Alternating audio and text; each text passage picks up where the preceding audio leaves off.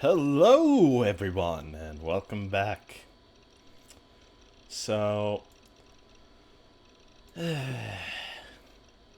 yeah, I recorded yesterday and I've had that video processing for a while now.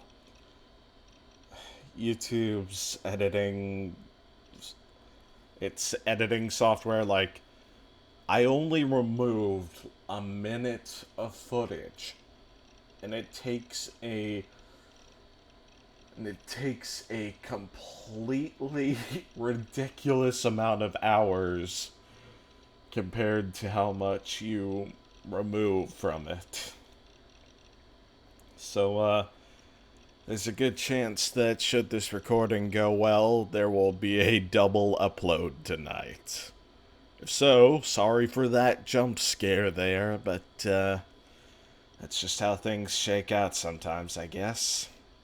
So, yeah. Last time we learned Dr. Takashina was Dr. Takashin dead.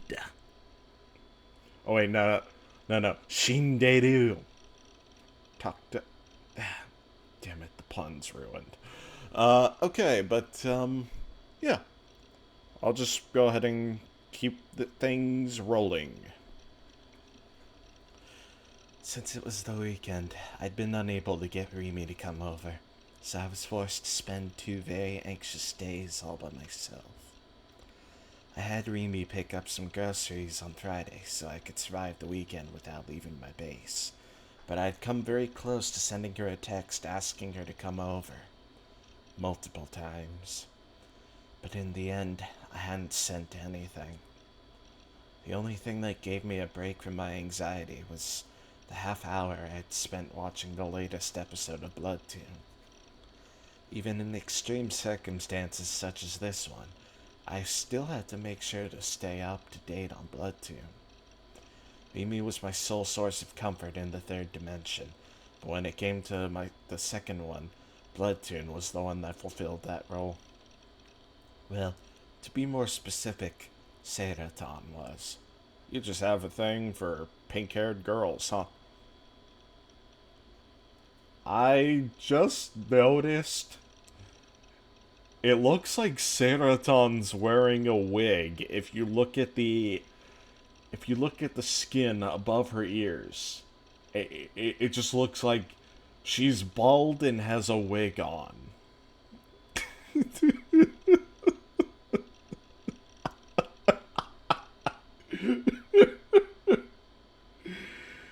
Ugh.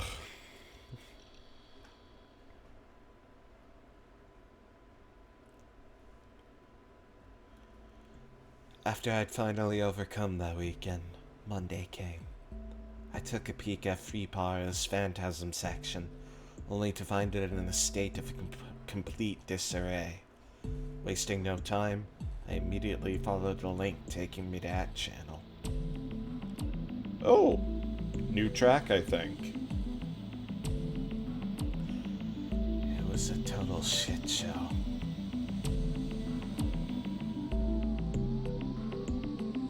Professor Phantasm's real name is Kishimoto.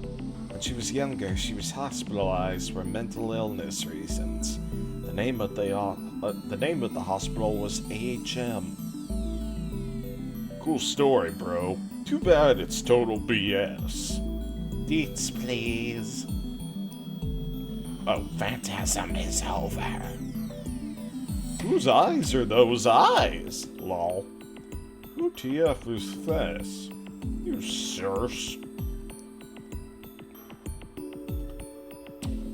Lol, AHM is only meant for patients with severe mental disorders, FYI. More haters. What a poor attempt at bait. If you're gonna bother making a thread like this, at least include a source. Fail. This is such bullshit. Bess has never been in that dumbass hospital. How do you even sleep at night spreading such obvious slander? I've I've never even heard of AHM before. Stop making shit up. The one watching you was I, Fess. Strike the stake! Strike the stake! Strike the stake right into these dumbasses spouting BS. The next new gen victim's gonna be one of you bastards. One's claim is legit. Fess was hospitalized for a very long period of time for mental health reasons. The hospital publishes a free newspaper in which a selection of drawings, essays, poems, and other works done by patients are shown. Her song lyrics can be found there.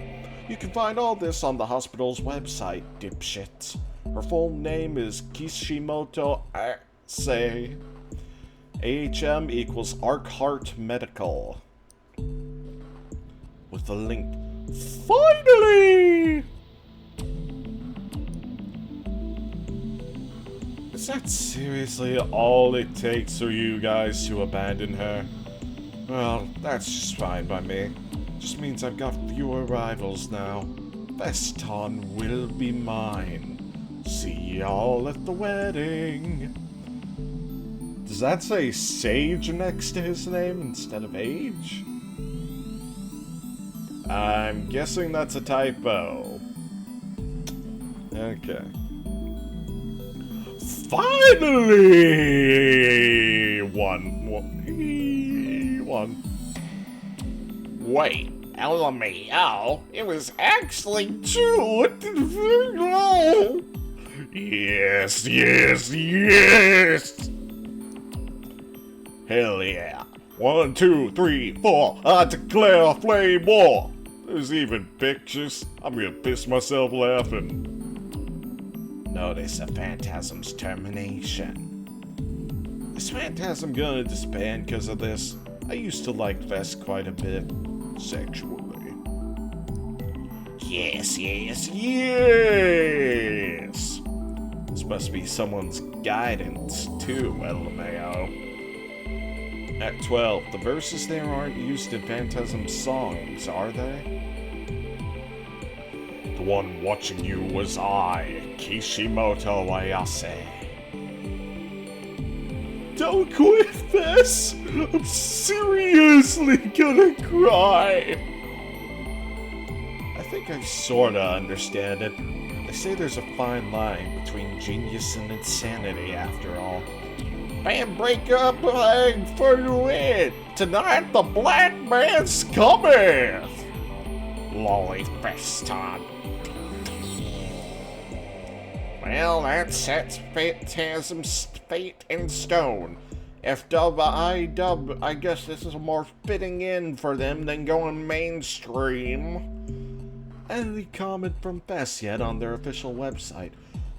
Doesn't matter how much noise you virgins make on here, Bess doesn't look at the past, only the future. Can't wait for our next prophecy predicting all your deaths. BRB, putting on my roller skates. That Committee of Zero? Keep it up. Okay. What's the problem, though? At 9, at 11, this reeks of some weird advertising scheme by Phantasm. Desperate to keep your dead band alive much? Lol. It was always obvious that Fess is a total schizo. Why is everyone acting like this is a surprise at all? So Fess was always mentally ill. But that's what's good about her! Calm down, everyone.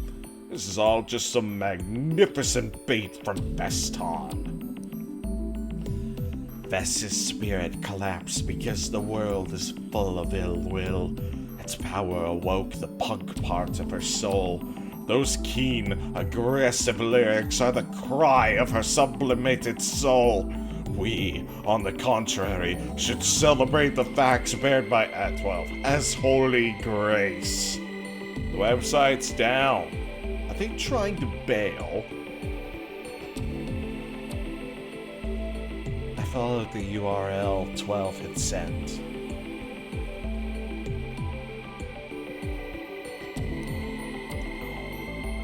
Apparently, Arcart Medical was an old school psychiatric facility that only treated severe cases of mental illness. Or at least, that was what the website said. The website had pictures of the place, and frankly, it looked like a straight up penitentiary. There were iron bars on every single window. That is one shitty hospital. I wasn't even sure if it was still open or not. The homepage hadn't been updated for 4 years or so. But just as the poster on that channel had said, beneath a certain poem was the name and photo of a young Ayase. She was kudere AF even back then. The shadow of the wicked heart lurks within that body, a presence which the eye cannot perceive. Even if I tried to split asunder, perpetual waves at last take shape, and eventually become a sword. One that will tear this body apart. Should they bear the shield of apathy, your souls shall escape the flames of war. On a battlefield reborn, come foes with malice in their hearts, ill will without compare. When that time comes, malice shall possess its own will, and thus reveal its true form. Kishimoto Ayase. Man, some very good security for these patients. It wasn't that it was shocking to me or anything like that. After all, I'd regularly gone to a mental hospital too, back when I was in elementary school. So really, I felt sympathy for her. Ayase and I were the same. She had that bewitching aura to her, and every person my age in Shibuya thought she was so charismatic. But despite how different that made us, in this one way, we were the same. The fact that we had that in common reinforced my hypothesis that I had the same power she did. The power to project delusions onto reality. It wouldn't be wrong to say that it gave me some courage, maybe even some strength. Though, there was one problem. Up until now, I had taken everything Ayase had said at face value. But that might have been a mistake. Things about how to acquire a D-sword. Things about how getting my hands on one could save me. It wasn't the phenomenon she'd showed me that was making me doubt her, but the words she'd said. I wasn't sure whether or not to believe her. Maybe. The sudden ringing of my phone startled me. You could always count on them to take you by surprise. I nearly pissed myself. That was why I hated these things. The loud ringing refused to stop, so I clicked my tongue and grabbed it. It was probably Nanami calling me. She was probably just calling me to bitch about whatever random bullshit was bothering her. Kill me now. Annoyed as could be, I pressed the accept call button and held the phone to my ear without checking who was calling. I had no idea why I did that. After everything I had been through, why the hell had I not checked the caller's number? What came from the other end of the line was a certain melody playing loudly. You may pass. I frantically checked the number on display. Shit! I knew I should have checked. It was them. But how? It said it wasn't in use anymore. When I'd had Nanami call the number to check, that one notice played. Maybe the prankster had reactivated it? どうしよう Panicking, I turned toward the center of my room. Surely Rimi would be there, ready to give me some advice. She obviously wasn't. Of course she wasn't. Remy was at school right now, in the middle of class. I told her in advance that I wouldn't go to school today, so she hadn't come to pick me up. As I freaked out trying to figure out what the hell to do, You May Pass kept playing from my phone. A whole minute had already passed. From the small amount I'd listened to earlier, I could tell there were other sounds mixed in with the song. The few things I could make out were the sounds of car engines and people walking. Whoever was calling me, they had to be outdoors. But who the hell was calling me? I could only think of one person that would pull a prank like that. Shogun. Now, really freaking out, I looked at Seraton, who was standing next to my PC screen. どうしたらいいと思うセイラ Seraton smiled at me, just as she always did. 切っちゃえばいいさ。無視無視。そっかそうだよねその手があった I should have done that from the beginning. I put my thumb on the button to end the call. But for some reason, before hanging up, I felt the undeniable urge to listen to You May Pass just one more time, just for a little bit longer. It felt strange, even to me. It creeped me out. There was no reason I should have hesitated even remotely. And yet, I almost subconsciously gripped my phone and brought it to my ear.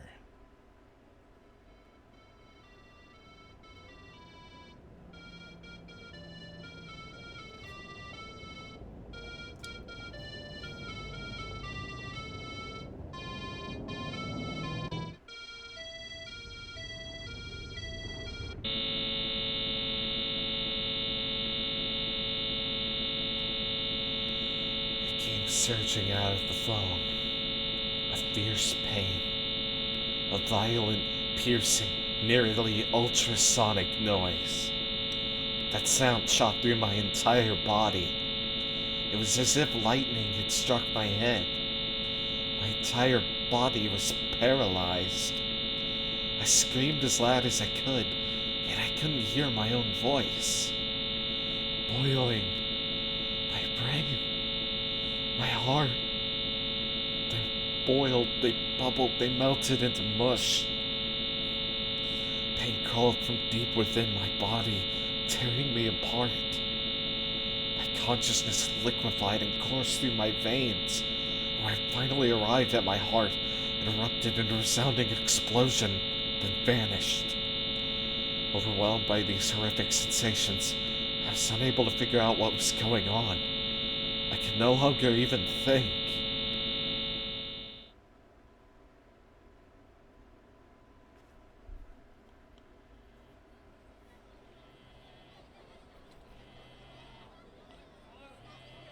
When Kusunoki Yua slowly opened her eyes, she saw her class, Class 3B, enveloped in pure chaos head NoAH!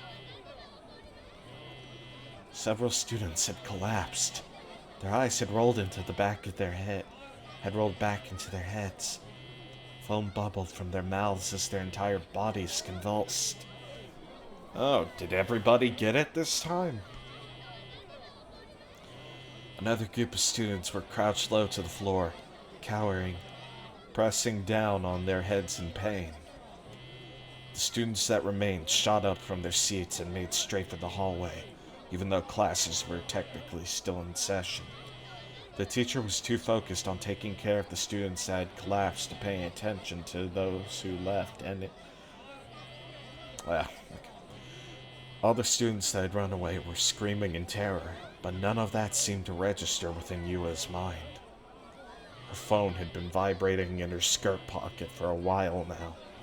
Once she finally realized that, Yua slowly reached for it.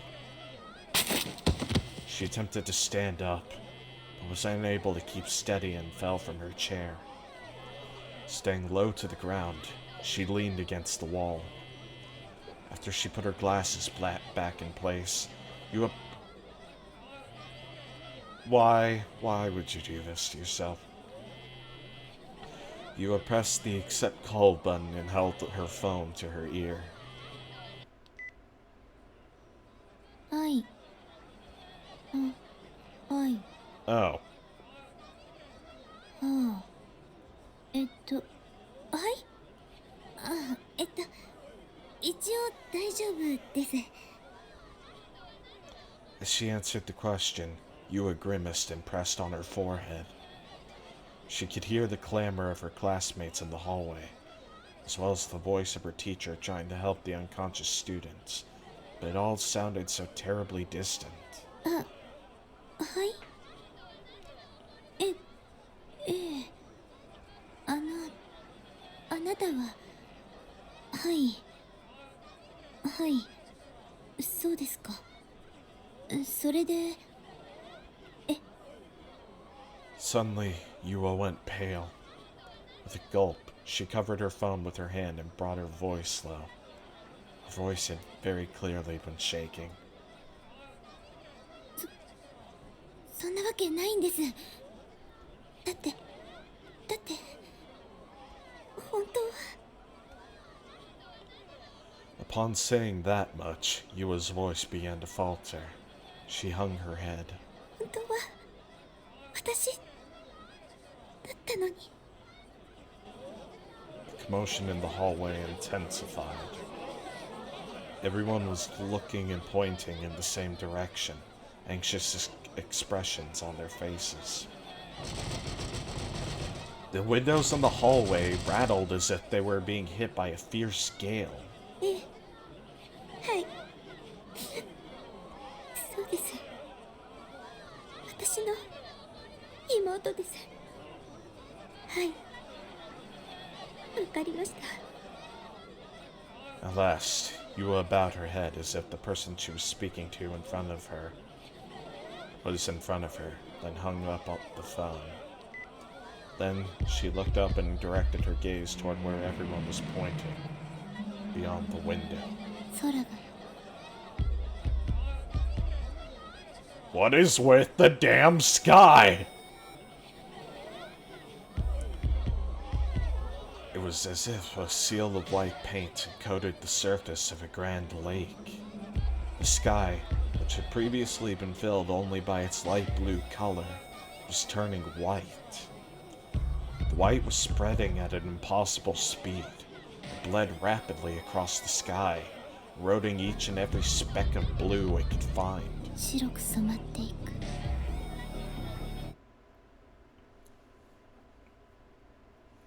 Chapter 5 Delusions over. Chapter 6 NoAH.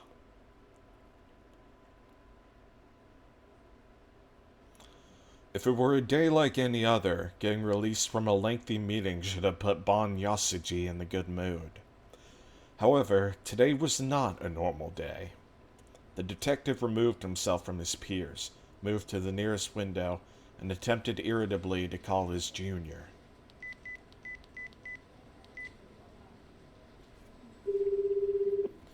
Suwa, his partner, had not shown up to today's meeting. I get wanting to play hooky on this, but did you really have to leave me to go it alone? Darn kid, Bon thought to himself. At first glance, Suwa may have appeared lighthearted, but in actuality he was quite the diligent man and took his job very seriously. With this being Bon's opinion of him, what happened today was quite the shock. He had attempted to call him several times, but it always went to voicemail. Ever since he had heard a fairly unsettling story from Momose 2 days ago, Bon had been faced with a constant feeling of uneasiness. And today, only more troubles had been added to the pile. There was the incident with Suwa, but that was not all. When Bon was reporting about the GE rate earlier this morning, he was immediately shot down by Matsunaga. We don't have time for crackpot theories, his superior said. Could you not add to the pile, kid? I've had enough for 1 week. Bond waved his fan at his face repeatedly and let out a small sigh. And right when he did, the call connected, and he heard the voice of his junior on the other end.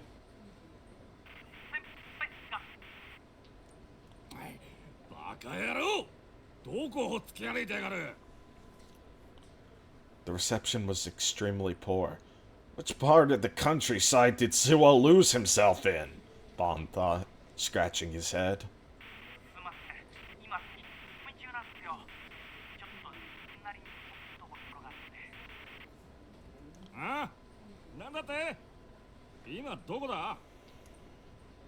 As Bond shouted into the receiver, Suwa's voice disappeared on the other end, replaced by a continuous rustling sound.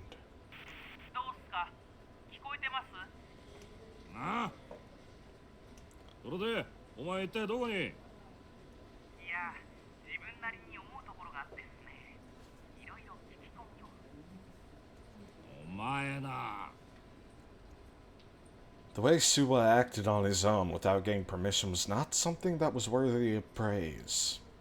However, Bond could not help but smile wryly to himself, as he too was taking unauthorized actions even now. He considered that perhaps he was a bad influence on his junior.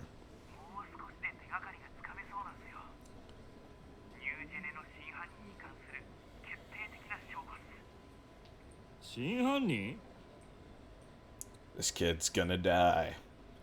The color in Bond's eyes shifted.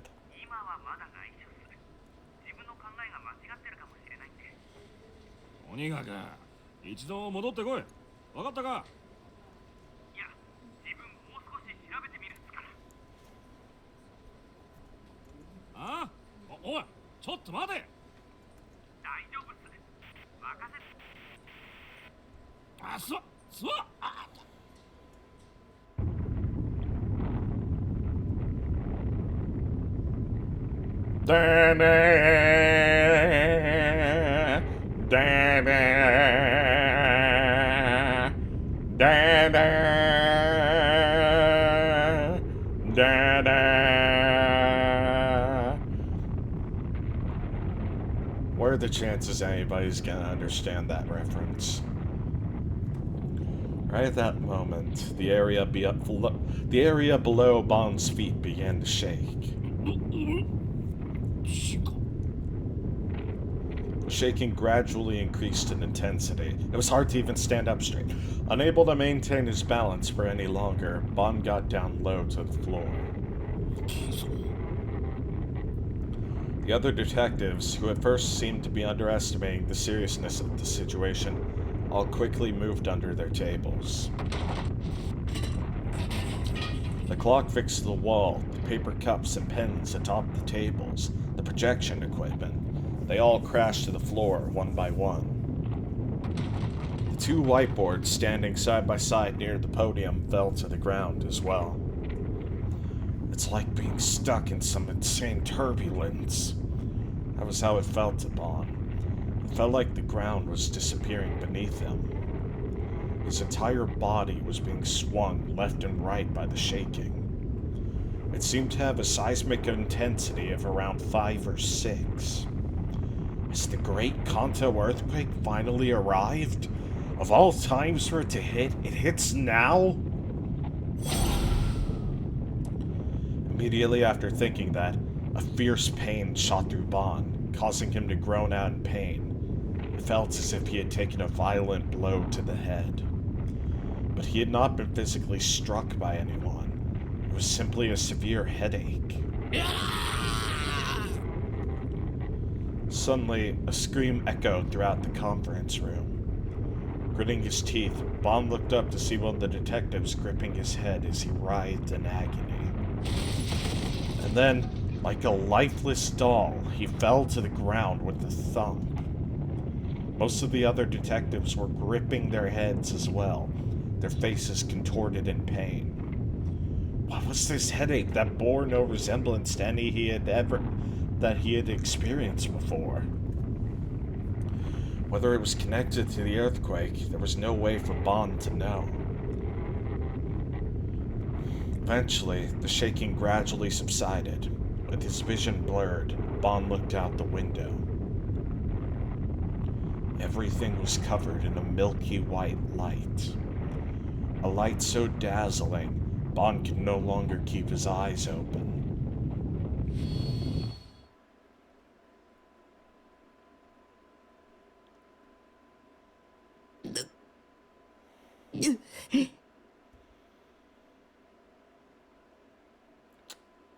Welp!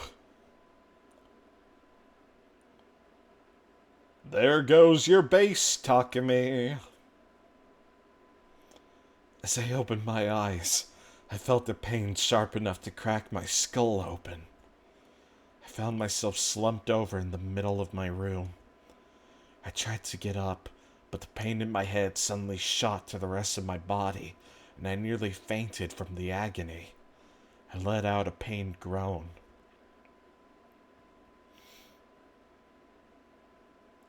After 5 full minutes of pure, writhing torture, the pain receded slightly, and I managed to stand up by using the leg of my bed to support myself. I wiped off the cold sweat on my forehead with my hand. My room was completely devastated. It was as if a tornado had ripped through it. All my waifu was lined up on the shelf and toppled over, and some had even fallen off the shelf entirely. The bed was now sitting at an angle, and the piles of eroge and packages had crumbled to the floor and scattered everywhere. What the hell had happened? If I remembered correctly, there had been a phone call that played the melody of You May Pass, before then transitioning into something like an ambulance siren. It was exactly the same as last time.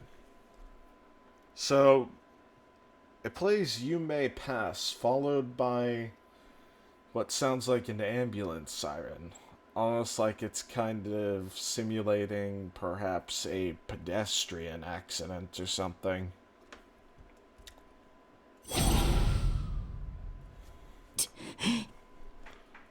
The numbers, Mason! What do they mean? That's right. Right when the buzzard sounded, I'd heard the ground roar, and immediately after that, my whole body had felt like it was boiling and melting. And then, I couldn't remember a damn thing. It was all completely blank. Oh God. Was it an EM wave attack from Shogun? My Shogun was capable of something similar to what was in the patent I'd found. Just the thought alone sent a chill down my spine. While trying my best to endure my headache, I looked up at the ceiling. Of course, there wasn't anything to see up there. But if he was reading my mind, he'd have to be using a satellite that'd be in orbit way up there. いくらなんでもそんなはずないよ。 But considering what Senna had told me before, that patented system could already be in use. Maybe it was in use, and a few people were already abusing it. And maybe Shogun was among them. No, there was no way. It was way too far-fetched. There's no way an old fart like him with 1 foot in the grave could have private access to a satellite. Unless he's an American politician. Unless he was one of the key persons behind a top-secret black project sanctioned by the government. Scaring myself with my own delusions wasn't helping anything. Since something had actually happened, I decided to look up at what the hell it was online. Still fighting my headache, I crawled toward my computer. あれ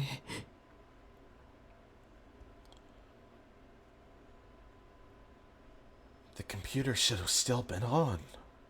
The monitor should have been displaying a wallpaper with Seiretan on it. But it was pitch black.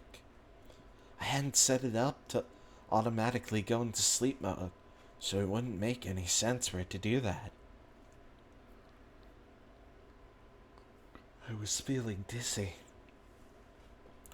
It was as if I had no strength left in my body. Yeah, it was if I had no strength left in my body. Yeah, I think that's a typo. Even standing up took almost everything I had. Gritting my teeth, I attempted to move the mouse around. No response. Next, I tried to push the power button.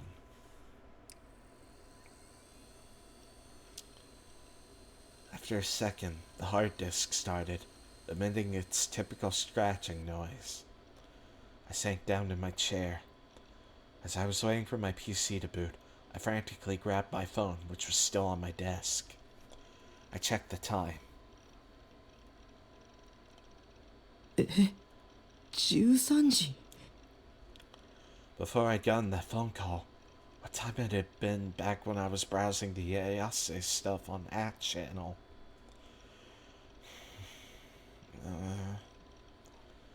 I tried using my brain. The stabbing pain coursing through it got even worse.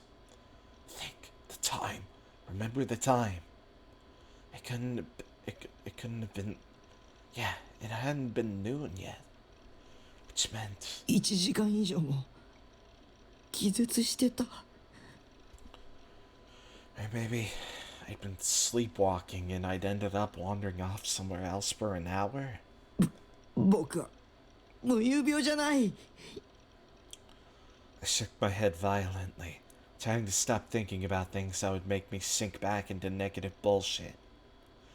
As I did so, my vision wobbled from the pain still hammering in my head. It was like a lump of lead was sitting in the middle of my skull. And when I looked at my PC monitor,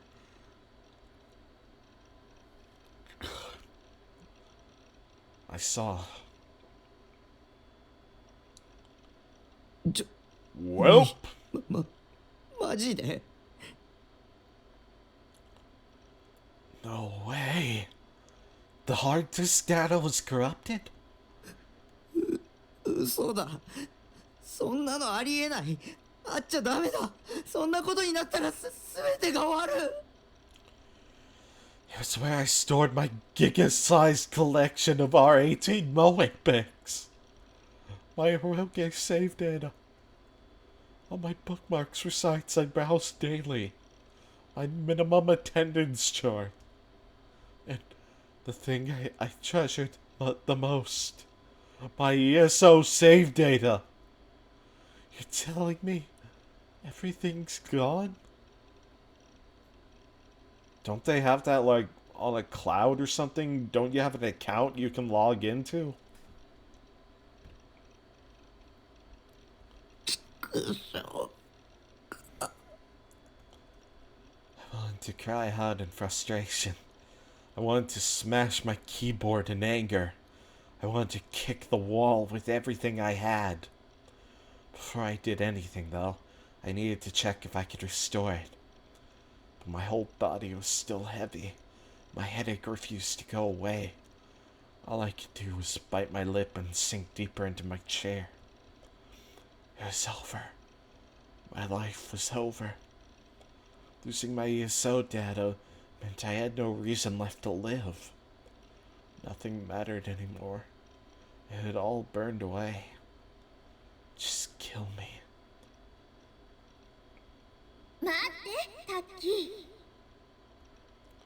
With an angelic smile on her face, Seraton gently called for me from atop my desk. 冷静になりなよ円数みたいなオンラインのゲームってセーブデータが全部サーバーに保存されてるんじゃない Yeah.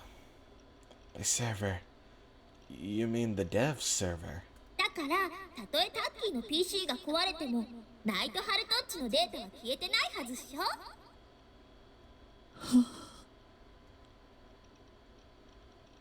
Oh, you're right. I was so dizzy and confused, I'd forgotten even the basics. I felt like I'd finally found a ray of hope shining through the endless despair. I knew I could depend on my waifu. I'd still have to give up all my treasured pics and MP3s that I hadn't backed up, though. I needed to start reformatting the OS as quickly as possible. I wanted to see with my own two eyes that my ESO data was safe. Though, in order to do that, the headache that was still torturing me had to stop. Unfortunately for me, the pain didn't feel like it would be going anywhere anytime soon. Whoosh! Whew.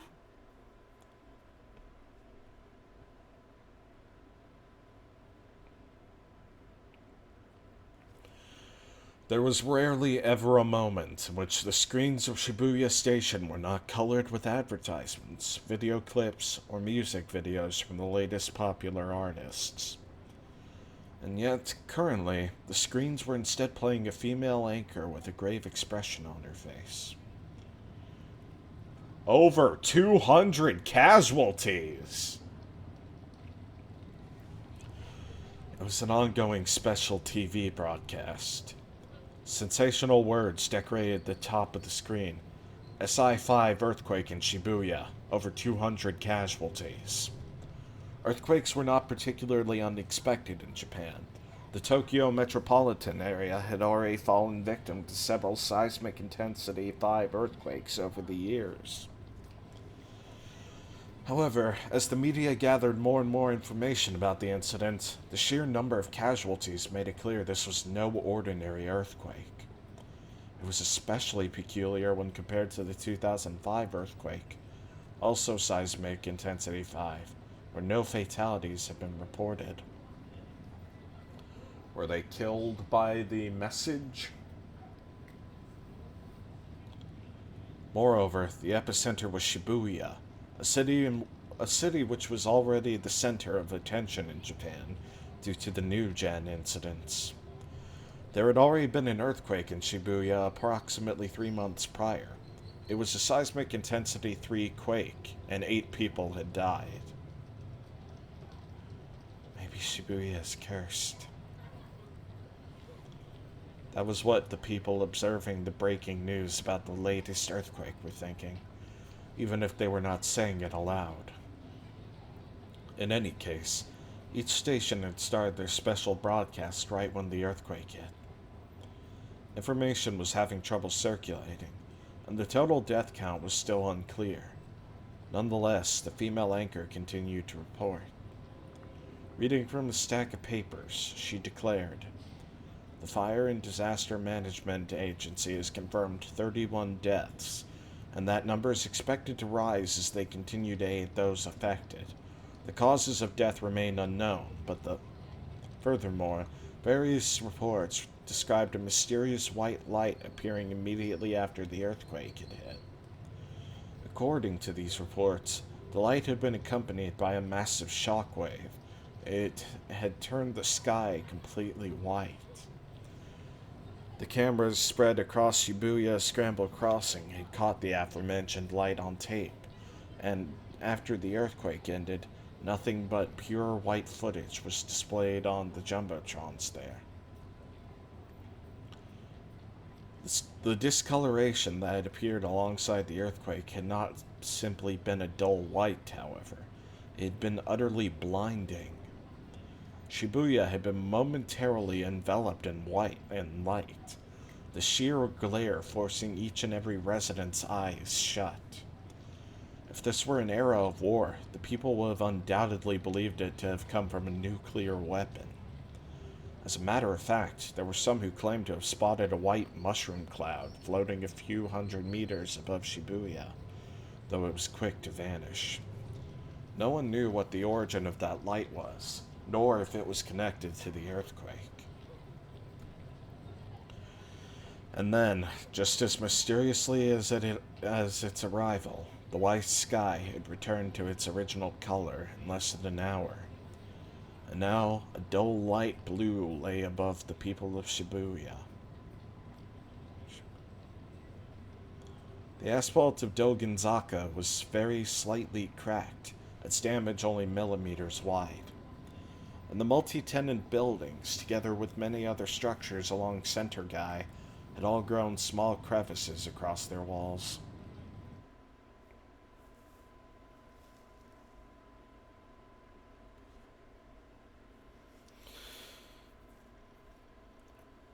Was the devastated Shibuya we saw at the beginning possibly hit by a very, very strong earthquake or something? The reformatting of my OS had taken nearly 2 hours to finish, and yet my headache still hadn't gone away. I'd even lost consciousness a few times from the pain. I passed out on my keyboard from exhaustion before, but today was the first time I'd literally passed out. On the plus side, though, the pain was way more bearable now than it had been 2 hours ago. I wet my throat with some cola, And then Swan wet his throat with some water. Ah. Thank you for the drink break, Takumi. and then, summoning all my energy, stood up. I fixed my broken bed and made it level again. Then I cleaned my floor to the extent that I'd be able to walk around. It took a lot of effort to do because of how weak I was feeling, but it had to be done. I wouldn't have been able to leave my own room otherwise. If Shogun were to attack again, not that I actually knew if it was him this time, I would have been trapped and unable to escape. In other words, I'd be completely fucked. I had to secure an escape route or else. Once I'd finished reformatting my OS and cleaning my room, I went straight to the PC, installed ESO, and tried logging into Basilard.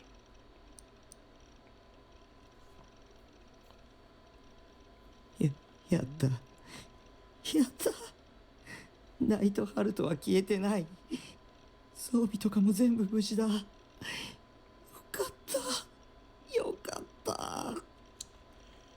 I was so moved that I actually tried to get up and pump my fist in the air, but even that took too much energy, so I gave up halfway through.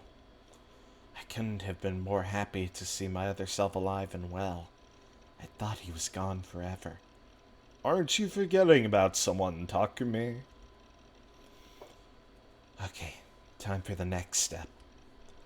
While it was definitely a huge load off my shoulders, I still wanted to try and figure out what exactly had even happened, not to mention demand compensation and a formal apology.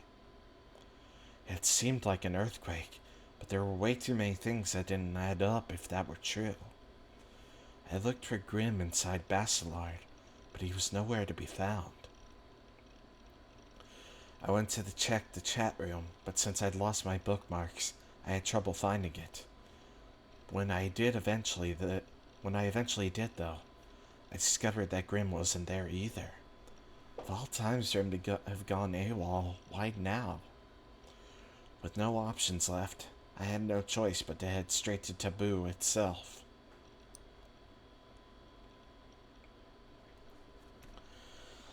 On it, I found the following article: over 200 casualties in Shibuya.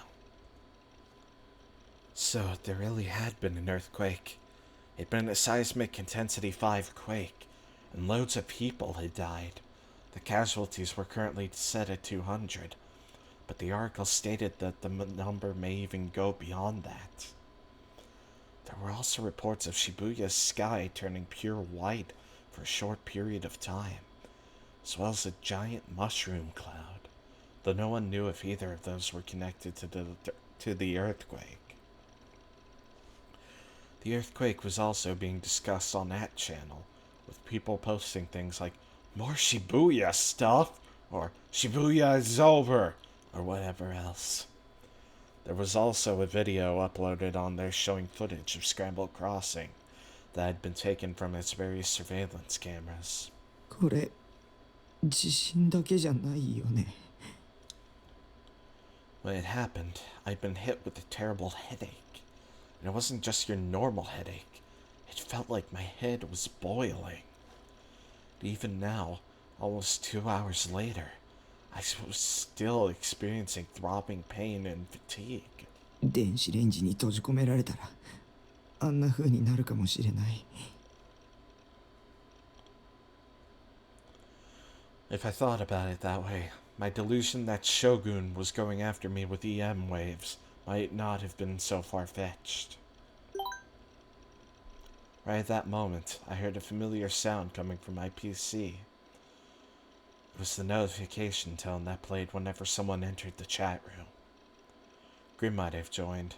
I wanted to get the full story of what had happened, so I opened up the chat room. Shogun. Shogun!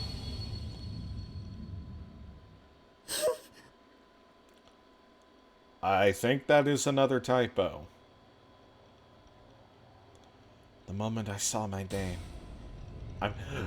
the moment I saw that name, a shriek escaped my mouth. What was with this timing? Could he actually read my mind after all? The hand I was using to hold the mouse was trembling. My entire body was frozen in fear, overriding even my headache. Just looking at Shogun's name made me feel sick, but I couldn't look away. I wanted to close the chat room, but I was in such a state of shock, my mind and body felt like they had been ripped apart. I tried desperately to move the mouse, but my body simply refused to listen to me. I felt chills on the nape of my neck. I was being watched. God's gaze. Or maybe it wasn't God. Maybe it was Shogun's gaze being shot down from an orbiting satellite. Oh, just leave me alone. I want to run away. But where would I run? It didn't matter where I went. Even if I went to the very edges of Japan, he'd still catch me. It's been a long time. That was the first thing Shogun said to me. He'd said it like he was just casually saying hello to a friend he hadn't seen in a while. But I knew for a fact that I never, ever considered this guy a friend. My teeth sank into my lip as I stared at the words written across the monitor. Yeah, I have no idea why he suddenly has a U now. However, instead of making me freeze out of fear, the message from Shogun instead sent me grabbing for my phone. It was past 3 p.m. At this hour, classes were probably still in session. But surely, my situation wasn't hopeless. If Rimi was here, she could do something. That's what I wanted to believe. I went to my address book, although it wasn't much of a book considering how empty it was. I called Rimi's phone number. 助けてリミ。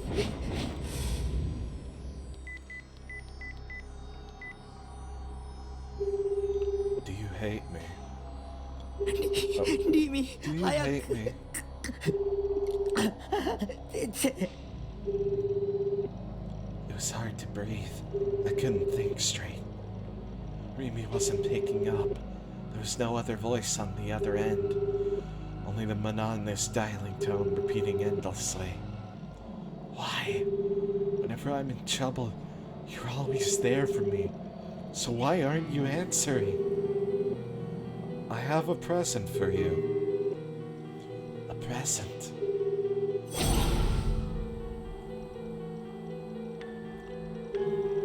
You're gonna send me some more disgusting shit. And this time you're gonna blame me for it. You're gonna pin me as the new gen culprit. No, anything but that. It's not me. I'm not the culprit.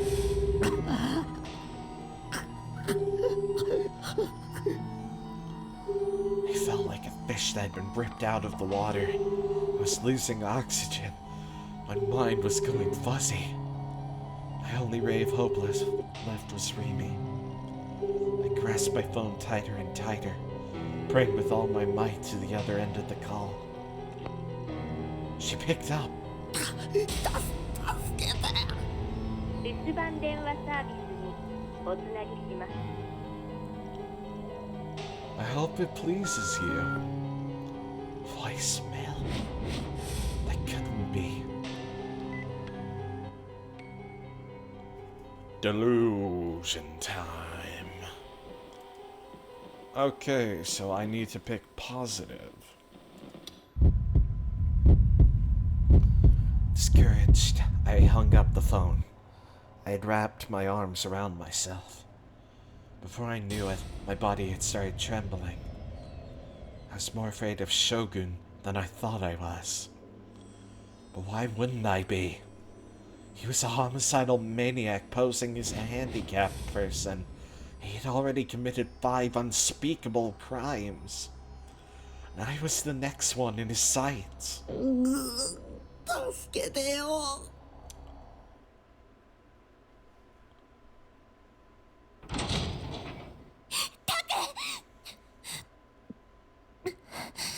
She must not have picked up because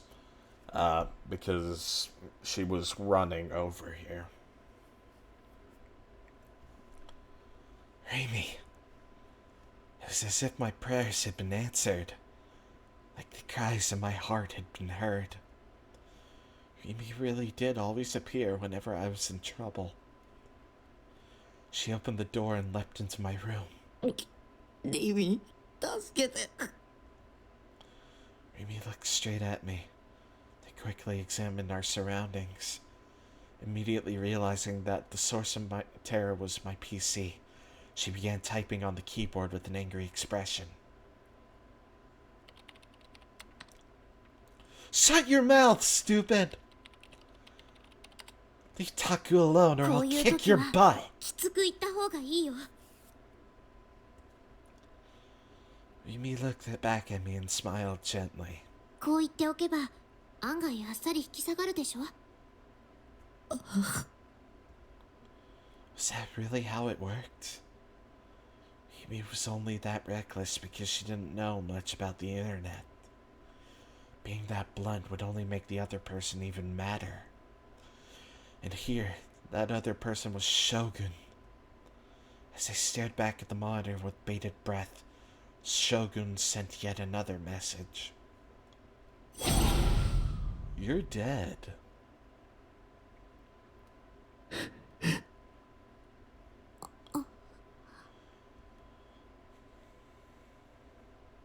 The room went silent.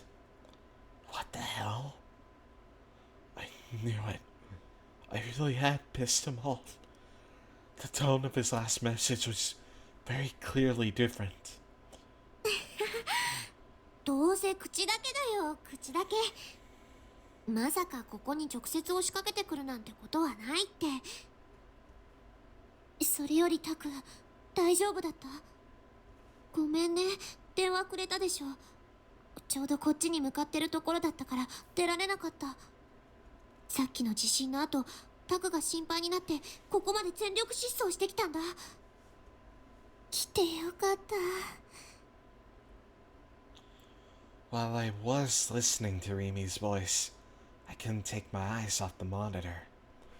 His message had left me deeply unsettled. You're dead. なんてこと。 私が来たからもう平気だよ。何の心配もないから。なんてことしてくれたんだよ。殺される。あいつに殺される。早く逃げないと。 落ち着いて。殺されなんてしないよ。タクの考えすぎ。 What the? Suddenly, Remy went silent. Her eyebrows furrowed, and she looked up at the ceiling. どうしたの？その目。誰の目？ Her voice was a soft murmur. Suddenly, Remy's face contorted, and she grabbed at her head with both hands. 頭、急に痛くなってきた。痛い。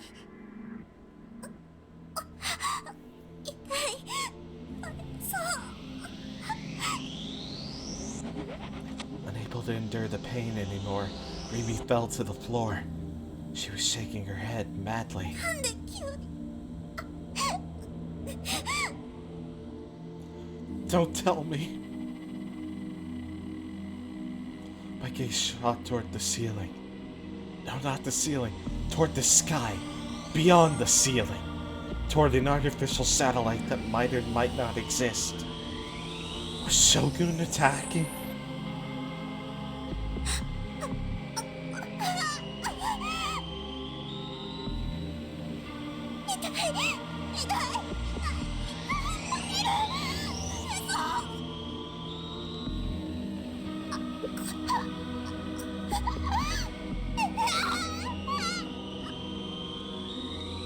Blip.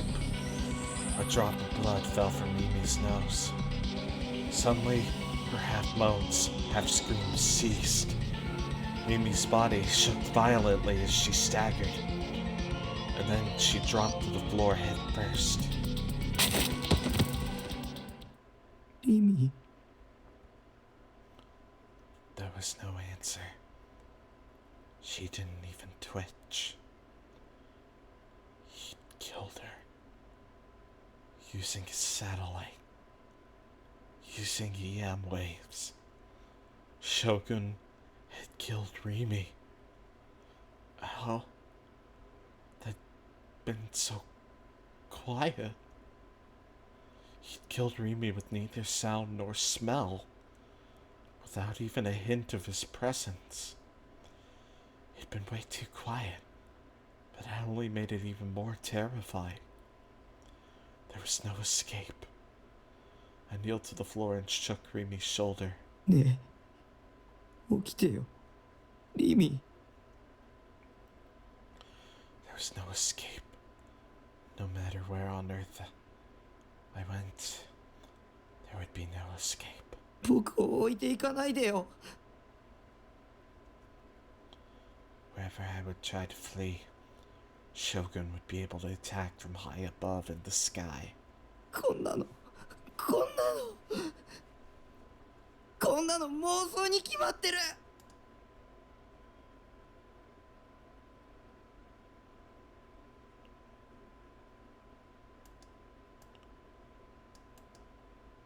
Oh, whoops. Did I accidentally...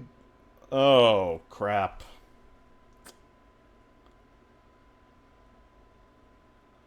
Oh. I am an idiot. I was not supposed to pick positive. I wasn't. That was an accident. Yeah, I was supposed to pick negative. I think I may have gotten a bad ending.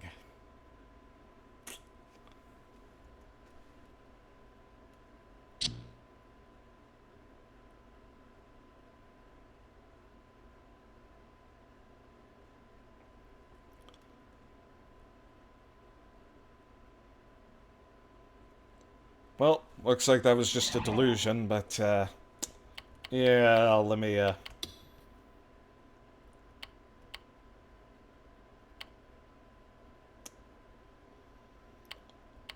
Okay.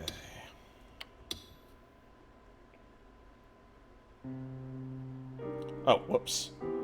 Wrong thing.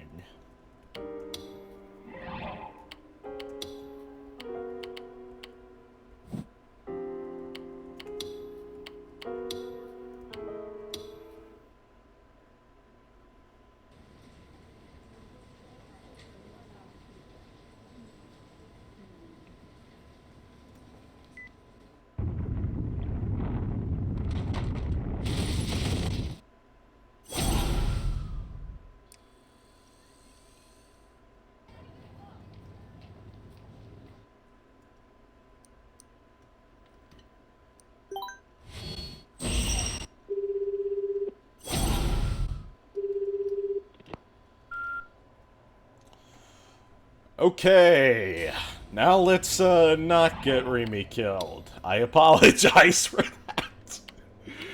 Oh my gosh, I'm so stupid.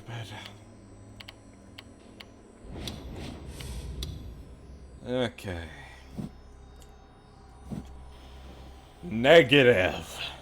Negative. Okay.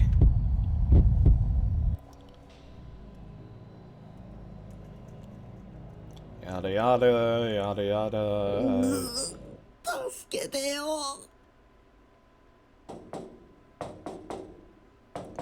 Right then, as if answering my prayers, I heard a faint knocking sound come from the door.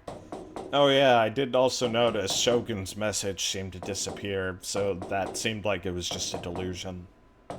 リミ It was Rimi. Rimi had actually come. My salvation finally having arrived, I headed for the door, Which means it's not Rimi. only to stop dead in my tracks. Why was she knocking so hard? リミ I called out to the other side of the door. The sound ceased. Silence. There was no answer. Please, say something. Why aren't you saying anything? リミなんでしょう答えてよ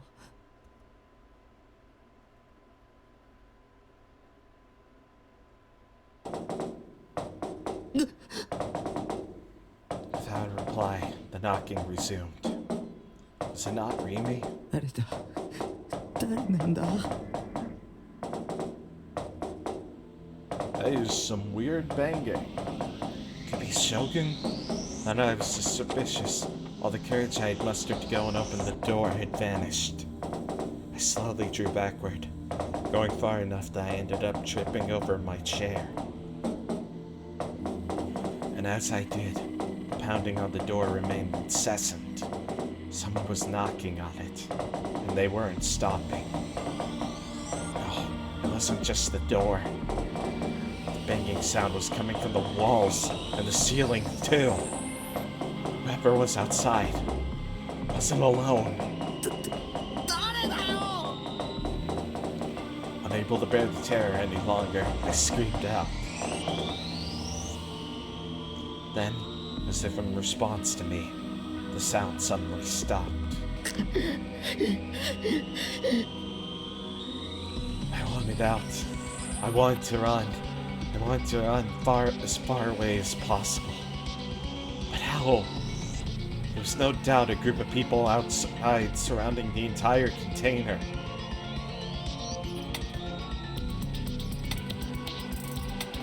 The sound began echoing again.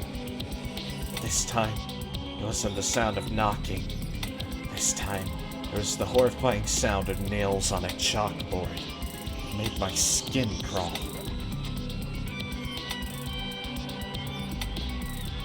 Not being able to see the other party made it all the more terrifying. I knew it was Shogun who had sent them, but I had no idea what they looked like. I had no idea what the person harassing me from behind these lone, tiny walls looked like.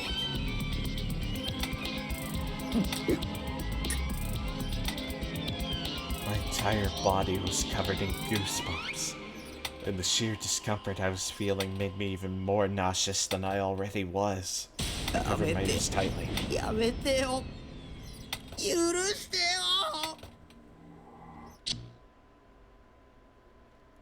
Delusion. So, he left the room. Was that delusion his present?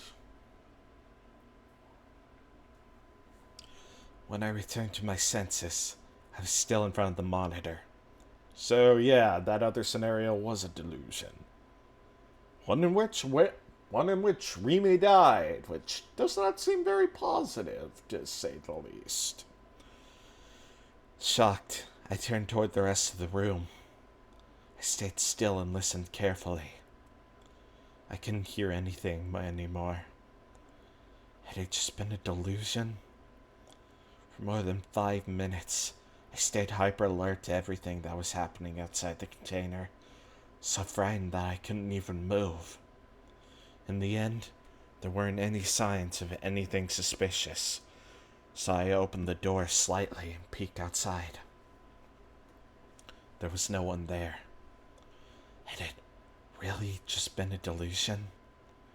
Even if it had been, I was still just as anxious, and my heart was beating fast. I looked back at the monitor. Shogun had already left the chat room. All that remained were those 4 lines. I didn't want to see any of it, so I hurriedly closed the chat room while Shogun wasn't in it. My body was still trembling. Shogun was trying to provoke me. Was it fun fucking with me like this? Had I been chosen as the next victim, and this was a means to that end? Or was I just the perfect person to pin his crimes on? 誰か助けてよ I stared at the post-awakening version Seiretan, as if I was clinging to my only refuge. 一人は怖いんだ I didn't want to be alone. I wanted somebody to be by my side. I wanted someone to protect me. そうだ学校だ学校へ行けば Rimi will be there. I couldn't bear staying here alone with my spiraling anxiety. I took off my worn-out sweatshirt that I usually wore around the house. You call this a house? Threw on my uniform and left my base.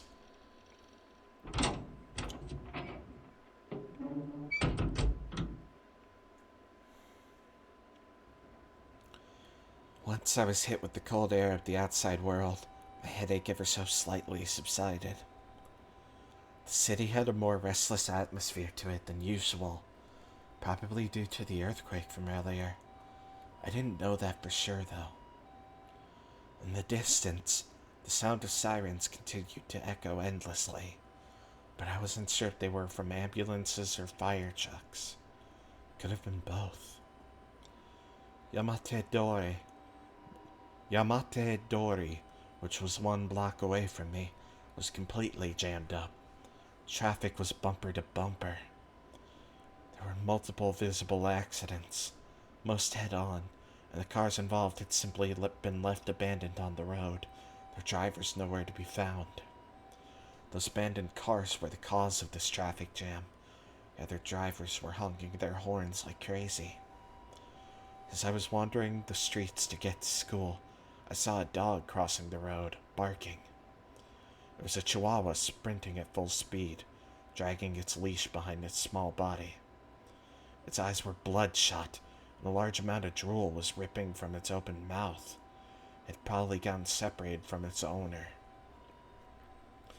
As I absentmindedly watched it get farther and farther away, I tripped on something and nearly fell over. The asphalt was cracked, and one section of the road was ever so slightly lower than the rest. It had most likely come from the earthquake. Stopping right there, I looked up at the sky. There were a few white clouds drifting calmly across the dull light blue. Just after the earthquake had hit, something similar to an aurora had formed in the sky and tainted it pure white, but the traces of it had already vanished. This isn't right. This isn't Shibuya. I couldn't calm down in the slightest. Not just because of the earthquake, and not because of the headache either. It wasn't just those, but a certain urge that was threatening to overtake me. For some reason, walking around like this, it made me feel like I wanted to kill someone.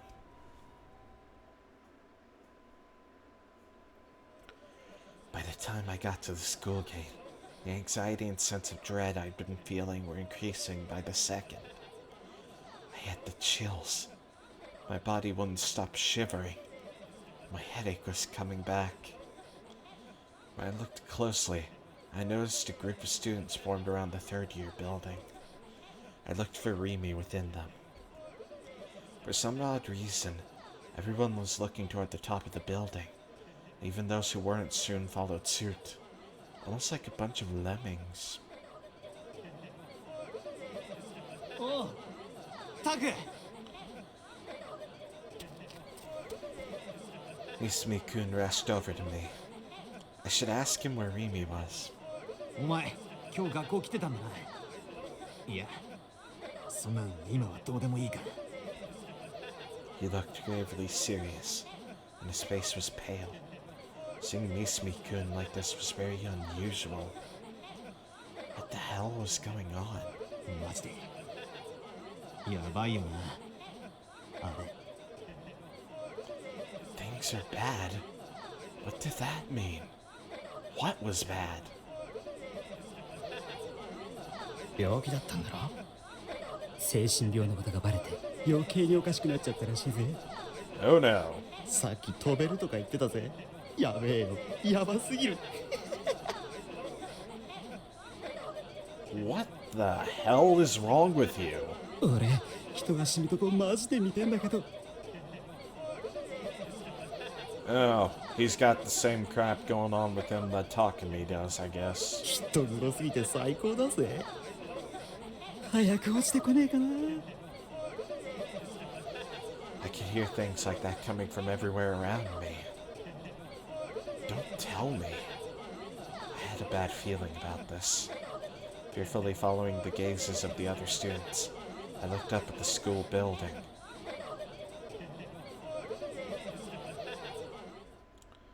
On the edge of the rooftop stood a single girl.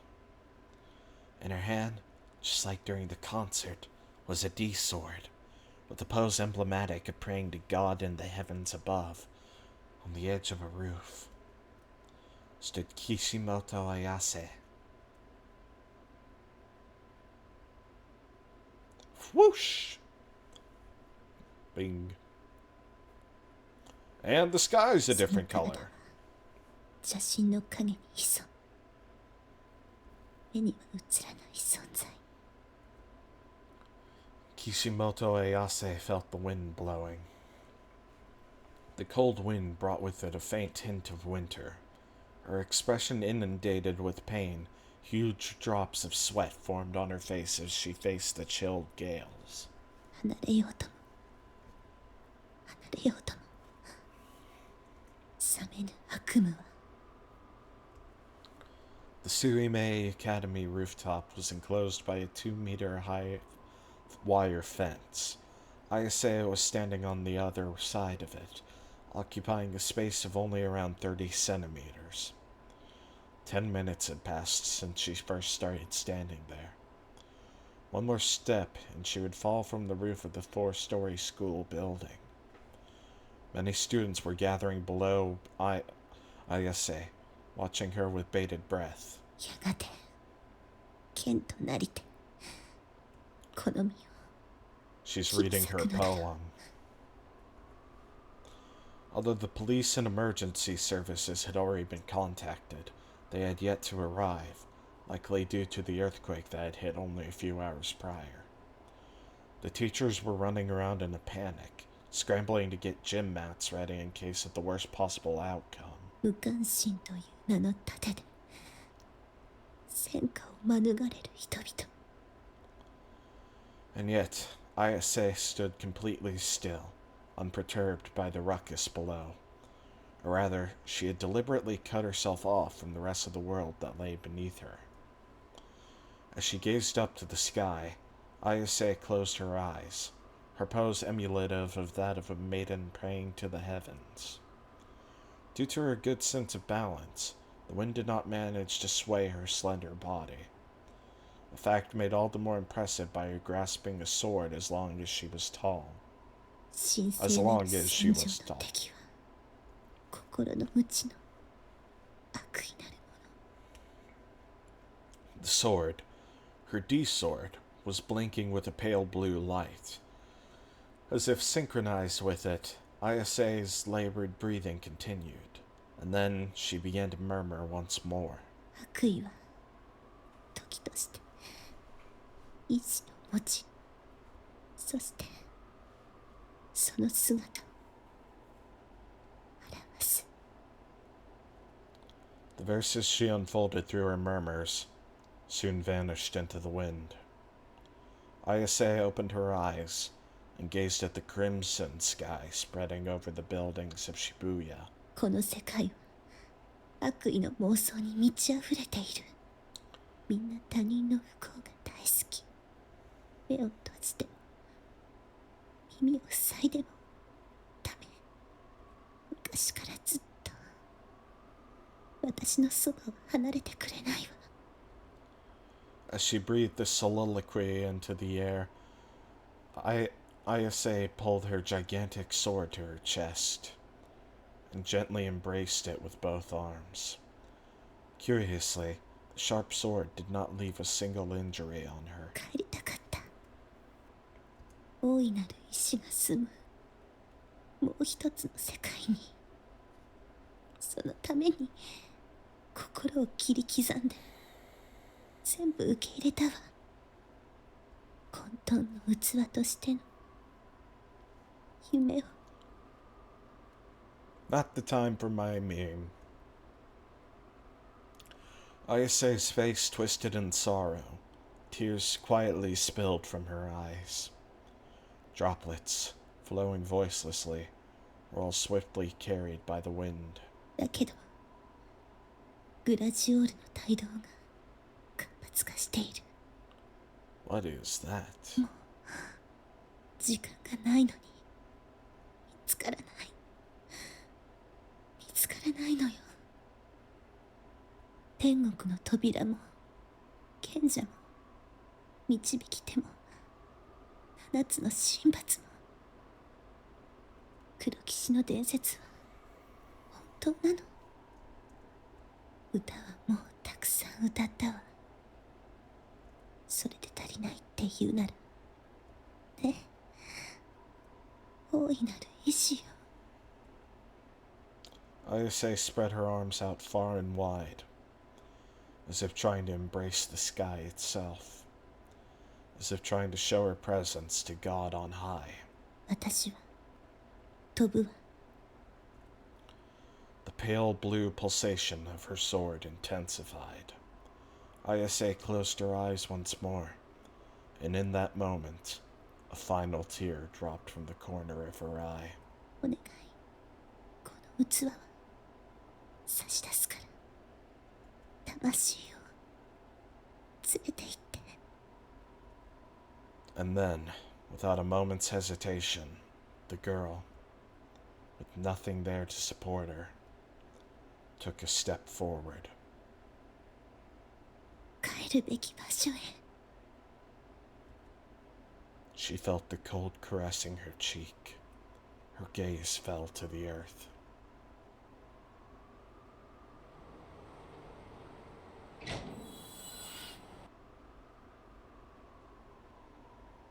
Looming closer as she fell was a door, a gate, and on the other side of it was the sky Ayase desired.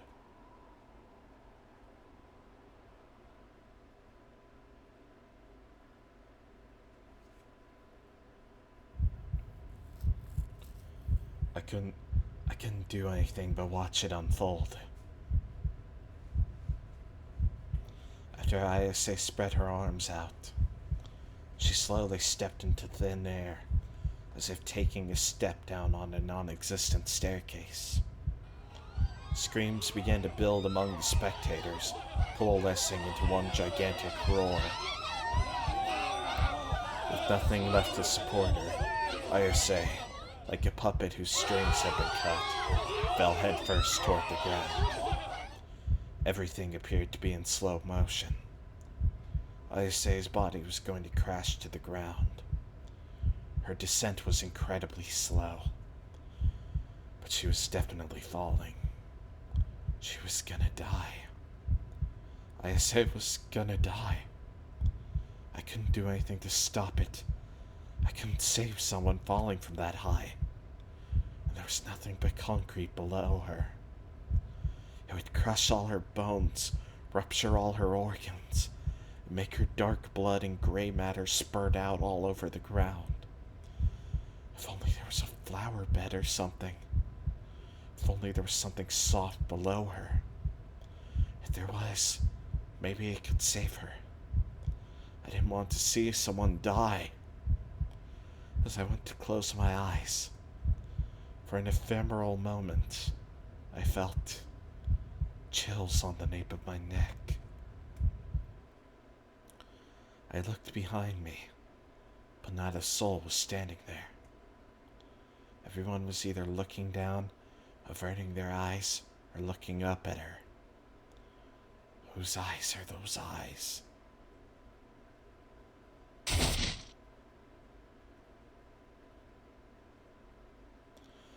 A sound shook the air. The sound of a person crashing down. It was the first time I'd ever heard that sound. But it had a lot less impact than I was expecting. まさか Next to me stood Mismi-kun, his eyes wide as dinner plates. I expected his gaze to be tainted by dread, but the way he stared at the place ISA had fallen was one of surprise, not horror. And it wasn't just Mismi-kun that was like that. All of the spectators looked like they had no idea what was going on. They were all lost for words. 生きてる Huh? She was alive? A flower bed. ISA wasn't getting up.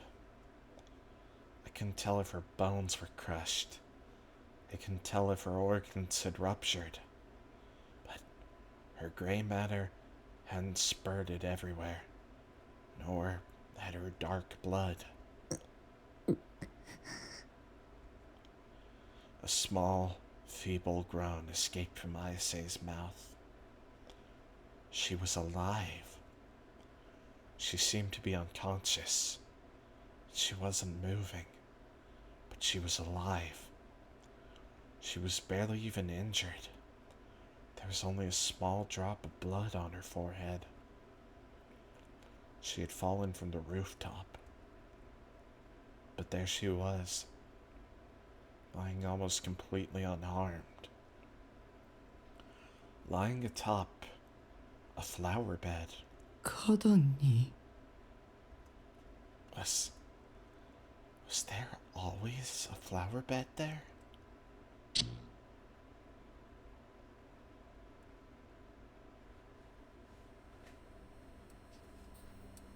予定と結果に大きな違いがあったようだが、我々は進化への第一歩を踏み出したんですよ。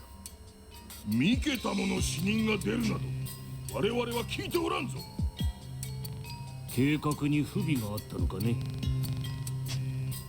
いいえ、 Well, they're definitely the ones behind it in that case. Well, I mean, that much was obvious. But they outright confirmed it here, so yeah. お二人にはぜひ人の進化の歴史というものを振り返ってみていただきたいものですね。 So obviously, blonde dude here is the villain, the bad guy, the evil scientist. Probably you was relative. 進化には多少の犠牲はつきものという点については異論はない。死人のことなどどうでもいい。重要なのは予定と違うということだ。想定の範囲内ですよ。私の中では。ならばなぜ事前に我々へ連絡せんのだ。情報をコントロールするにはそれなりの下準備が必要なのだぞ。貴様の推挙のために人や金を犠牲にしてきたわけではない。それを忘れるな。ご安心を。先ほど申しました通り、全ては想定の範囲内。いずれ近いうちに選挙での票集めに苦労することも、強引な勧誘活動を告発される恐れもなくなるでしょう。我々が日本、いや世界を変える日もじきに。 Oops. 口を慎め。300人委員会への造反が知れれば我らに待っているのは破滅だけだ。 Committee. Oh my gosh. SRS, short for serious, often used as an expression of disbelief. Example, you serious? Flame war. A lengthy, heated discussion on the internet, hence the name. Flame wars can start on any number of topics, from politics to website updates to simply a new outfit for a character. Loli, short for Lolita, a young girl with a childlike appearance. Committee of 300, a secret organization shrouded in mystery, rumored to manipulate the world from behind the scenes. Composed of only 300 members, they are known as the Unseen Rulers. Their subordinates include the royalty of numerous nations, intelligence agencies, and large enterprises, with a focus on banking. They are all mere puppets of the 300, as are any other secret societies that often appear in conspiracy theories. It is said that almost the entire world is bent to their will, whether it be companies, police, research institutes, etc. However, their existence is only a rumor.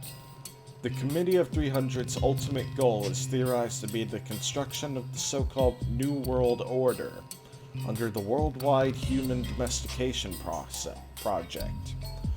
Outside of the few elite, 1 billion humans will be left behind while all others are slaughtered.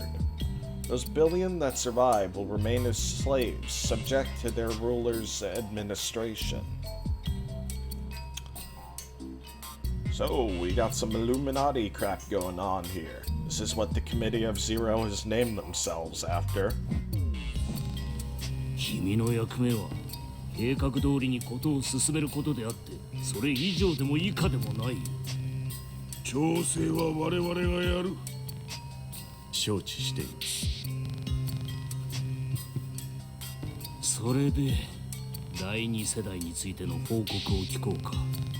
お二人にも満足していただける仕上がりですよ。NoAH 2。 NoAH 2!